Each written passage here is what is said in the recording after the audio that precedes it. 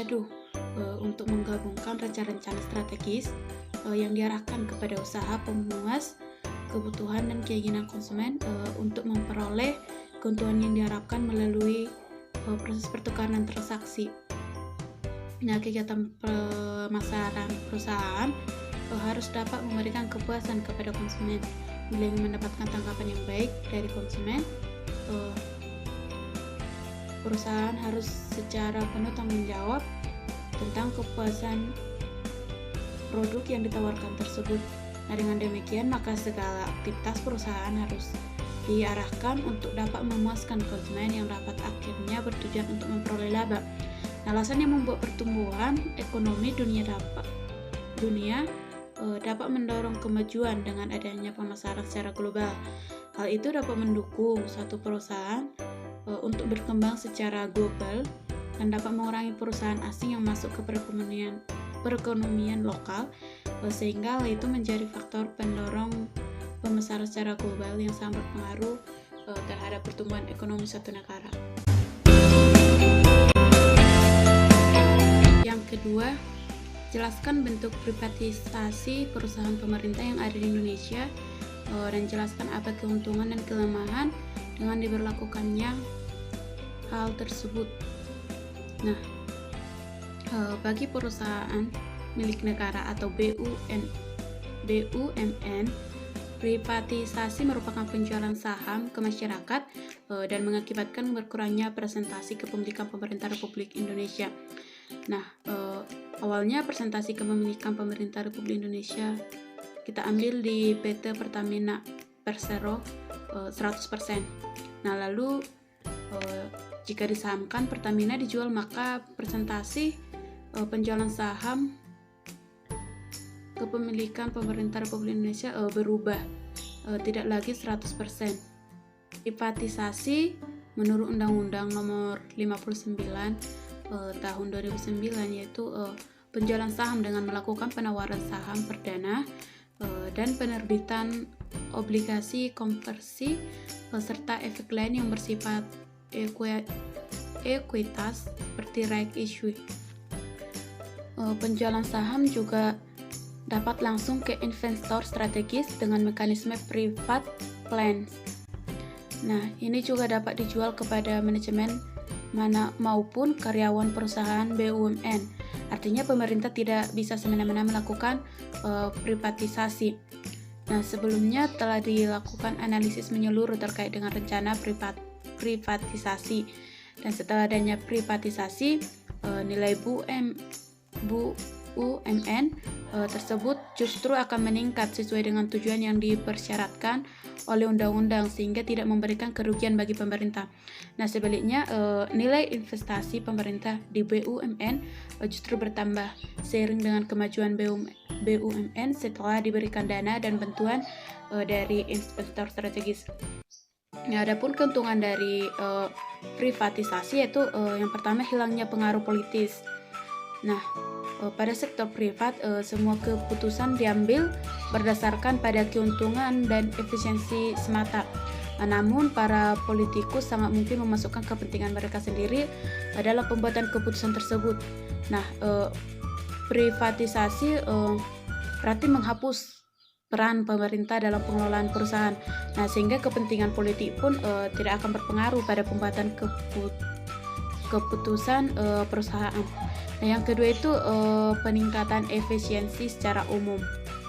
Yang ketiga, pandangan jangka pendek. Yang keempat, pemangku kepentingan. Yang kelima, persaingan semakin tinggi. Nah, seringkali privatisasi pada monopoli kepemilikan pemerintah terjadi bersamaan dengan deregulasi, yaitu adanya kebijakan yang memungkinkan lebih banyak perusahaan untuk memasukkan industri tersebut dan meningkatkan persaingan pasar. Nah, yang selanjutnya, pemerintah mendapatkan dana tambahan dari penjualan perusahaan. Dan yang terakhir, pengurangan tarif pajak. Nah, efisiensi layanan yang diberikan oleh perusahaan setelah mereka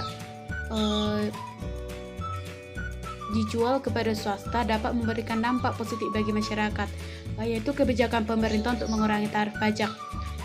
Ini karena pemerintah tidak lagi memerlukan dana untuk mengelola biaya operasional perusahaan tersebut.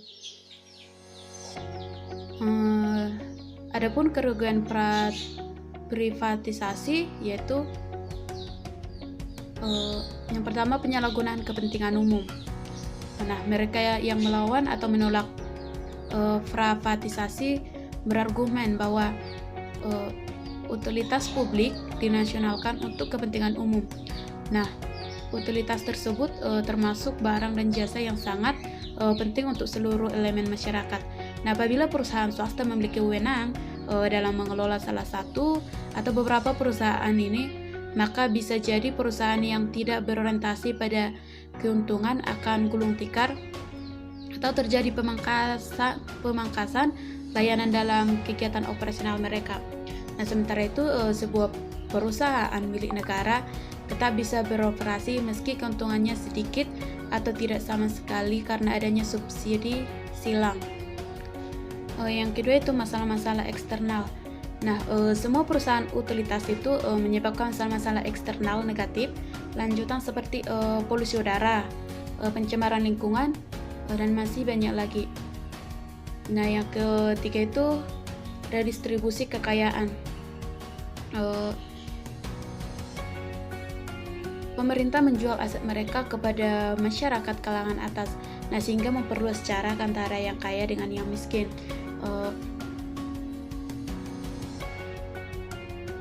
Meskipun masyarakat yang tidak mampu mungkin bisa mendapatkan layanan yang lebih baik melalui privatisasi. Ini tidak hanya berlaku untuk semua barang dan jasa yang ada. Nah, pada akhirnya kebijakan ini hanya menguntungkan mereka yang berasal dari kalangan atas saja.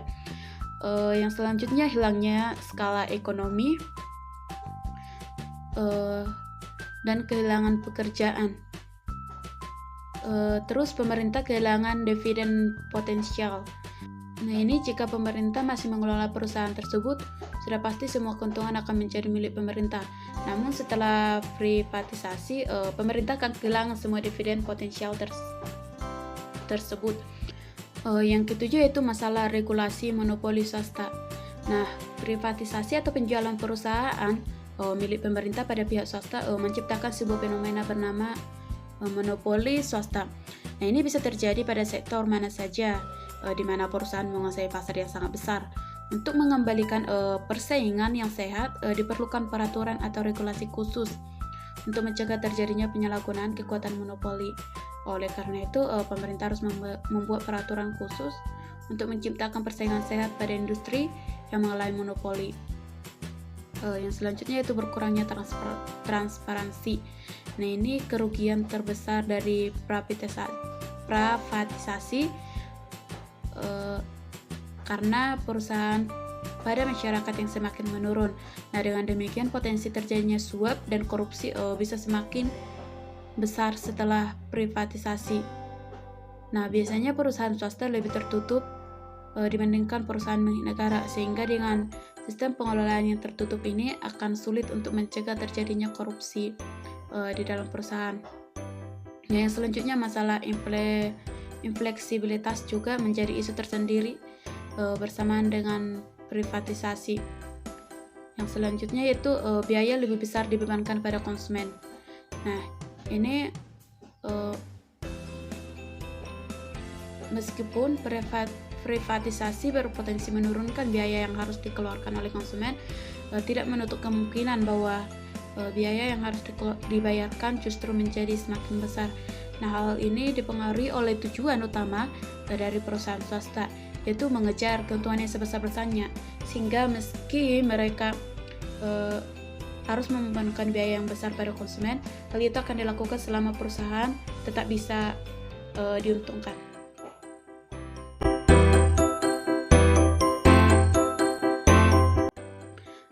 Yang ketiga, adakah cara lain yang dapat dilakukan selain privatisasi untuk meningkatkan pelayanan pelanggan di perusahaan milik negara? Coba jelaskan. Ada. Yang pertama itu strategi pemasaran relationship marketing, yaitu strategi di mana transaksi pertukaran antara pembeli dan penjual berkelanjutan, tidak berakhir setelah penjualan selesai. Yang kedua itu strategi superior customer service, yaitu menawarkan pelayanan yang lebih baik daripada pesaing. Yang ketiga itu strategi U-conditional guaratis. Strategi ini berhentikan komitmen untuk memberikan kepuasan kepada pelanggan yang pada gilirannya akan menjadi sumber dinamisme perusahaan mutu produk atau jasa. Nah, yang keempat yaitu strategi penanganan keluhan yang efisien. Nah, penanganan keluhan memberikan peluang untuk mengubah seorang pelanggan yang tidak puas menjadi pelanggan produk perusahaan yang puas. Selanjutnya itu strategi peningkatan kinerja perusahaan. Nah, strategi peningkatan kinerja perusahaan meliputi berbagai upaya seperti melakukan pemantauan dan pengukuran kepuasan pelanggan secara berkesinambungan, memberikan pendidikan dan pelatihan menyangkut komunikasi dan public relation kepada pihak manajemen dan karyawan. Nah, yang terakhir itu menerapkan quality foundation deployment. Ini praktik untuk merancang suatu proses sebagai tanggapan terhadap kebutuhan pelanggan. Yang keempat yaitu pilihlah salah satu perusahaan, lalu jelaskan komponen-komponen pada manajemen pemasaran yang diterapkan perusahaan tersebut. Nah, komponen-komponen pada manajemen pemasaran yang pertama itu produk. Nah, produk ini yaitu bauran pemasaran, yang dimana semua aktivitas pemasaran dimulai dengan produk. Produk bukanlah entitas fisik saja, melainkan itu juga menangkap seluruh aspek berwujud dan tidak berwujud seperti layanan, kepribadian, organisasi, dan ide. Nah, di sini penting untuk memahami hubungan tentang produk dan bauran pemasaran.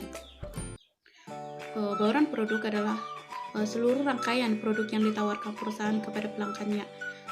Keputusan mengenai bauran produk akan bergantung pada banyak faktor seperti rancangan, fitur, nama merek, variasi produk, kualitas, jasa, pengemasan, pengembalian, dan lain sebagainya. Yang kedua itu harga. Nah, harga yaitu nilai moneter yang harus dibayar oleh pelanggan untuk memperoleh atau memiliki produk suatu perusahaan. Nah, ini adalah komponen penghasil pendapatan yang penting bagi perusahaan. Nah, keputusan penetapan harga harus diambil dengan sangat hati-hati karena ini adalah pedang bermata dua. Nah, jika produk dihargai terlalu tinggi, produk mungkin akan memberikan kesan berkualitas tinggi. Nah, pada saat yang sama, itu akan membuat produk Anda ditempatkan di toko terbatas dan pemasar harus tahu seni menggunakan penetapan harga yang tepat.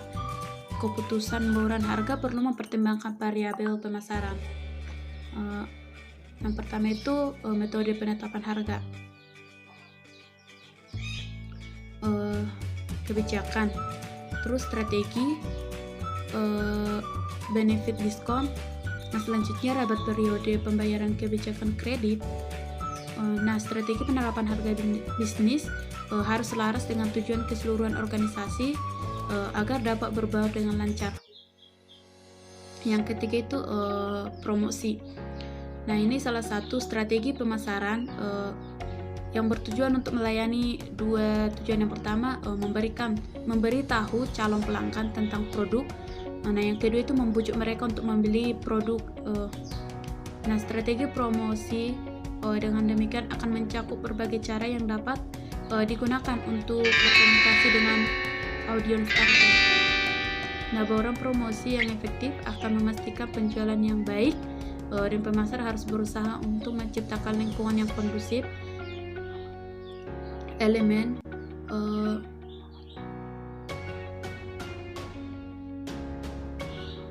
utama bauran produk promosi adalah periklanan, penjualan pribadi, hubungan masyarakat, pemasaran langsung, publisitas dan media sosial, cetak dan lain-lain. Dan yang terakhir yaitu place atau tempat atau distribusi. Nah, tempat atau distribusi fisik berkaitan dengan pengalihan kepemilikan produk dari produsen ke pelanggan. Nah, keuntungan bergantung pada seberapa cepat dapat menyerahkan barang. Dan semakin cepat produk mencapai titik penjualan, semakin besar pula kemungkinannya untuk memuaskan pelanggan dan meningkatkan loyalitas merek. Nah, karena itu faktor tempat sangat penting dalam memastikan daya saing produk di pasar. Elemen-elemen campuran distribusi yaitu saluran distribusi, keputusan pergudangan, penanganan produk, logistik, kontrol, inventaris, dan proses pemesanan, dan yang terakhir yaitu cakupan.